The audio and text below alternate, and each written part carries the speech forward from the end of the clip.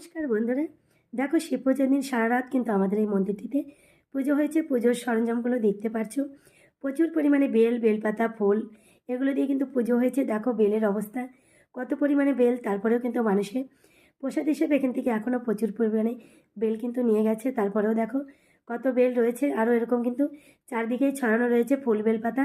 দেখো কত পরিমাণে ফুল। যাই হোক, তো বন্ধুরা দেখো এই কিন্তু আমাদের সেই মহাদেব, এনারই কিন্তু সারা রাত লাইনে দাঁড়িয়ে পুজো হয়েছে। আর এখন কিন্তু পরদিন, এখনও কিন্তু লাইনে দাঁড়িয়ে সবাই আশীর্বাদ নিচ্ছে, প্রণাম করছে। দেখো প্রচুর লোক কিন্তু পরের দিনও রয়েছে। আর ইনি কিন্তু সেই বৃষ, ওনার কানের কাছে মনের কথা বললে উনি কিন্তু মনোবাসনা পূরণ করেন।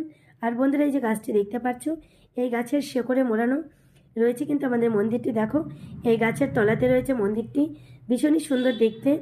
দেখো সম্পূর্ণ শেকড়ে ঢাকা রয়েছে।